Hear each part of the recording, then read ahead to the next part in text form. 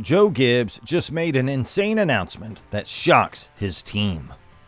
The majority of the 2023 NASCAR Xfinity Series schedule still requires Joe Gibbs Racing to lock down its lineup. The finest choice is one particular driver, but who is it? Let's find out. Hello NASCAR fam, and welcome back to NASCAR Live. But before we begin, subscribe to our channel and hit the like button. And let's begin. Ty Gibbs, the defending NASCAR Xfinity Series champion, moved to Joe Gibbs Racing's Cup Series team to take Kyle Busch's place, and Brandon Jones left JR Motorsports after 5 seasons to take Noah Gragson's place, both of whom were headed to Richard Childress Racing. So, Joe Gibbs Racing knew they would need to make significant changes to their driver lineup for 2023. Sammy Smith, who participated in 9 races with the Star Car during the 2022 season, and John Hunter Nemechek, who participated in 3 races with it both during the 2021 and 2022 seasons, were announced as the team's 2 full-time drivers, confirming the earlier off-season adjustments. The Star vehicle, the number 18 Toyota, will be driven by Smith, and the number 20 Toyota, which was eliminated in 2022, will be driven by Nemechek. Although it won't be in the team's new Xfinity Series lineup, Gibbs was behind the wheel of the number 54 Toyota. The number 19 Toyota, which Jones had been operating on a full-time basis from 2018 through 2022, is expected to serve as the new Star vehicle, and Ryan Truex, the brother of Martin Truex Jr., who operates the number 19 Cup Series car for Joe Gibbs Racing, has been confirmed as the driver for 2023. In 2022, Truex took part in 5 races for the team, with his best result coming in 3rd at Atlanta Motor Speedway.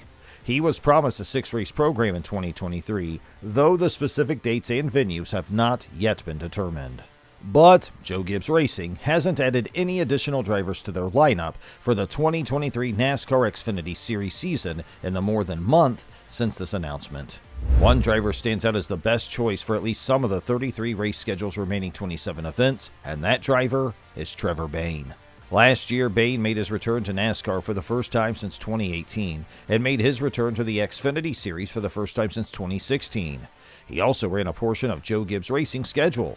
Yes, you could make the argument that Bayne didn't fully take advantage of his opportunity in 2022, given that he competed in 9 races, which was more than anyone else except Smith, and failed to win a race, which would have been the first time since 2013, when he was still a full-time competitor with Roush Fenway Racing.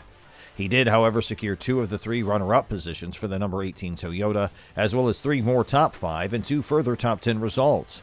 But let us not forget that in 2022, none of the car's other 8 drivers were able to find victory lane at all. The number 18 team's playoff berth, advancement to the round of 8, and eventual 7th place finish in the owner standings were all largely due to Bayne, who was essentially the only one who consistently came close. The 6 teams ahead of the number 18 team in the owner standings all won multiple races, and the number 18 squad even defeated 2 other teams, including Joe Gibbs Racing's own number 19 team, that had won once or more throughout the season. It's true that Joe Gibbs Racing is eager to nurture young drivers, as shown by Gibbs's promotion and the acquisition of Smith and Nemechek, but the 31-year-old native of Knoxville, Tennessee, didn't precisely match that description. However, considering the uncertainty surrounding the futures of Cup Series drivers Truex and even Denny Hamlin, wouldn't it make sense to have someone like Bayne, a seasoned athlete who is familiar with the business and prepared to go if they need to find a replacement? Meanwhile, here's everything we know about the field for the 2023 Daytona 500, the opening race of the NASCAR Cup Series scheduled. The start of the 2023 NASCAR Cup Series season is slated for Sunday, February 19th, when the 65th running of the Daytona 500 will take place. This means that we have exactly 1 month until the season opener. It is taking some time, but the field for this year's 200-lap Great American Race at the 4-turn, 2.5-mile high-bank Daytona International Speedway Oval in Daytona Beach, Florida, is starting to take shape. 3 of the confirmed entries for the Daytona 500 still lacked verified drivers. The Daytona 500 season opening for the Cup Series already has 41 entries after several confirmations earlier this week, which means that at least 1 driver won't make it to the Great American Race next month. Keep in mind that 5 of these 41 entries are non-chartered, and only 4 of these non-chartered entrants will lock into the 40-car field. Drivers have been confirmed for each of those 5 entries. The number 78 Live Fast Motorsports Chevrolet, The number 15 Rick Ware Racing Ford and the number 51 Rick Ware Racing Ford are the only 3 officially entered vehicles that have not yet been assigned a driver for this race. All 3 of these NASCAR Cup Series entries are chartered entries, thus regardless of who takes the wheel, they are all guaranteed spots in the Daytona 500. B.J. McLeod, a co-owner of Live Fast Motorsports, is most likely to be chosen to pilot the number 78 Chevrolet, as he has done in each of the previous 2 Daytona 500s since the team joined the Cup Series under their ownership. In actuality, the Bristol Motor Speedway dirt races are the only oval races he has missed since the team started competing in the sport. In terms of the 2 cars entered by Rick Ware Racing, Cody Ware is probably going to be back in the driver's seat of the number 51 Ford. Ware, who debuted as a full-time Cup Series competitor last year, may be officially announced as the 34th full-time driver for the 2023 campaign. It's unlikely that anyone else will be driving the number 51 Ford in the Daytona 500, even if he only participates sometimes. It's anyone's guess what will happen to the number 15 Ford. The most likely contenders to drive this car in the Daytona 500 are David Reagan, Garrett Smythe, and J.J. Yaley. Rick Ware Racing hasn't made any announcements regarding their 2023 plans, other than the fact that they now share a technical partnership with RFK Racing rather than Stewart-Haas Racing. The Blue-Green Vacations duels are scheduled for Thursday, February 16th, after single-car qualifying for the Daytona 500 takes place on Wednesday, February 15th. At 2:30 p.m., Fox will begin airing the actual race live from Daytona International Speedway on February 19th.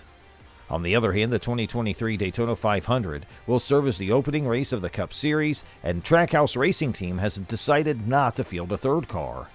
The Justin Marks and Pitbull-owned Trackhouse Racing Team debuted Project 91, a 3rd entry created for famous foreign racing drivers in a few races before the start of their 2nd NASCAR Cup Series season last year. The number 91 Chevrolet, which was the entry, only made 1 appearance in 2022 when it was driven by 2007 Formula One World Champion Kimi Räikkönen in the road course competitions at Watkins Glen International in August. The program was supposed to start off properly in 2023, with the entry slated to participate in 6 to 8 races throughout the season. There won't be any of those 6 to 8 races at Daytona International Speedway. Despite the fact that many fans have been anticipating seeing the number 91 Chevrolet and its driver in the Great American Race, Marks' decision to forego the race is likely a wise one. The majority of drivers from other countries have more experience racing on road courses than in oval events, thus a race like the Daytona 500, which is run on a superspeedway, can be thought of as a whole different animal. There are just 4 vacant spots in the 40-car field because the 36 chartered entries have already been locked in, making it certain that at least 1 driver will not qualify by the time the single-car qualifying session and the Blue-Green Vacations duels are over. Simply put, Project 91's inclusion in this year's Daytona 500 was not worthwhile for Trackhouse Racing Team. For the Daytona 500, it is a good idea to concentrate all attention on full-time driver Ross Chastain, who will be driving the number 1 Chevrolet for the 2nd consecutive season, and Daniel Suarez, who joined the team when they joined the Cup Series in 2021 and drives the number 99 Chevrolet. Last season, Chastain and Suarez both won their first Cup Series races and qualified for the playoffs in their first year of teamwork. Chastain won one of his 2 races at Talladega Superspeedway. Suarez finished in 18th place and Chastain wrecked, making the Daytona 500 a forgettable race for the team. Let's take a closer look if NASCAR's highest paid driver accepts a salary cut. An unclear future at the highest level of the sport formerly awaited the highest paid driver in the NASCAR Cup Series. Will he accept a pay cut in 2023 even with a new contract? The fact that Kyle Busch of Joe Gibbs Racing presently earns the most money in the NASCAR Cup Series should not come as a surprise. The 37-year-old native of Las Vegas, Nevada, leads all drivers in career victories with 60, good for 10th position on the list of all-time wins. He is the only driver currently competing who has won multiple championships, having taken home 2 in 2015 and 2019. Busch's compensation of $16.9 million, as reported by Salary Sport, is approximately $4 million higher than that of the next highest Cup Series driver. Will Busch, however, accept a pay cut in order to compete in the 2023 season? That is a challenging question, with no definitive response. Busch ended his 15th season driving the number 18 Toyota for Joe Gibbs' squad, but it was a contract year. While an extension for a driver of his ability would typically be considered a formality, longtime principal sponsor M&M surprised everyone by announcing that this would be their 32nd and final season in the Cup Series prior to the start of the 2022 season. Because of this, there was a great deal of uncertainty over Busch's future, or lack thereof, with Joe Gibbs Racing, and he wasn't afraid to let everyone know it. He said in April that he would have preferred if a deal had been completed yesterday, and he added that it very well might be goodbye after 2022. After M&M's left, Joe Gibbs Racing was unable to pay Busch the kind of salary he would demand unless they were successful in securing a sizable additional sponsorship budget, as Toyota Racing Development President David Wilson later made plain. Would Busch agree to a brief one-year contract with Joe Gibbs Racing, particularly if it didn't pay him what he believed he should be paid? He acknowledged that he would be prepared to forego some compensation in exchange for another season behind the wheel of the number 18 Toyota, although he did not specify how much would be lost. In addition, he acknowledged that he had spoken with other organizations about potential opportunities and had accepted many contract offers. After 15 years with Joe Gibbs Racing and Toyota, he ultimately decided to sign with Richard Childress Racing and Chevrolet. This is what we now know. Busch said there would be a major shift in 2023 before his choice became public. It certainly fits the bill to move teams and manufacturers, but might it also result in a pay cut? And that ends today's episode. We sincerely hope you enjoyed our video. Please don't forget to subscribe to our YouTube channel to see even more of our incredible videos.